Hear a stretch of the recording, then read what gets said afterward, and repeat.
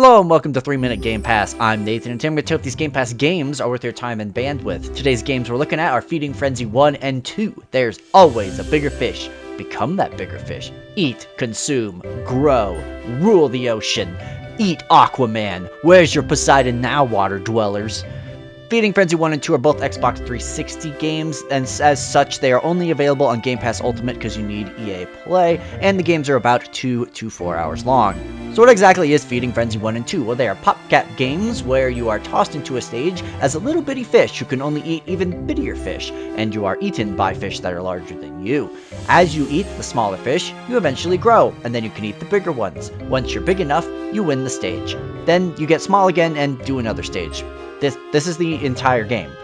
Both games are essentially the same conceptually, but 2 does add some stuff like jumping out of the water to eat bugs, which are smaller than fish, just in case you didn't know that, a dash, and a bunch of minigames. You can also play 2-player co-op in the second game, which makes it a lot better. Kind of. 2 also has a plot. Yes, this game about becoming a bigger fish has an actual plot. It's kind of amazing that it has a plot about an alien fish that at first can't eat you, but eventually you get big enough to eat it.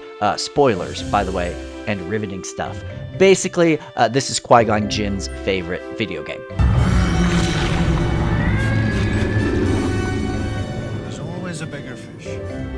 So what do I like about the Feeding Frenzy games? Well, co-op is actually pretty fun. It's a good game to play with kids or non-gamer friends / significant other, as it's fairly easy to get into, you can work on the game together, and you can basically, anyone can pick it up and play it. The third of the mini games in 2 are also actually pretty fun with a group of 4 friends, though alcohol would definitely improve that experience, and also they're pretty easy 200G gamer score, not particularly punishing. When it comes to the bad, these games look really dated, especially the first one. It looks like a bad Flash game from the mid-2000s. They don't clean up nicely in modern day.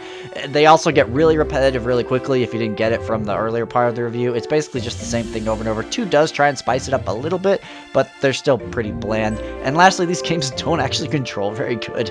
1 in particular controls really bad, and 2's okay, but I don't know how. They just are very floaty, which I guess makes sense because they're fish.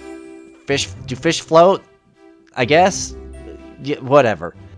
As you know, I rate games on a 3-point scale. Must play, maybe consider, don't bother. I don't think you need to play these games in the modern day. Feeding Frenzy, My partner and I, to be honest, really enjoyed goofing around with this game back on the 360, but now we, have standards, and so I can't really suggest it. If you're going for an easy bunch of gamer score, or you want to play with kids or a bunch of drunk friends, I can suggest trying it. It might be worth a shot, but other than that, you probably shouldn't bother. Just go out for sushi instead to establish dominance over the lesser species of fish.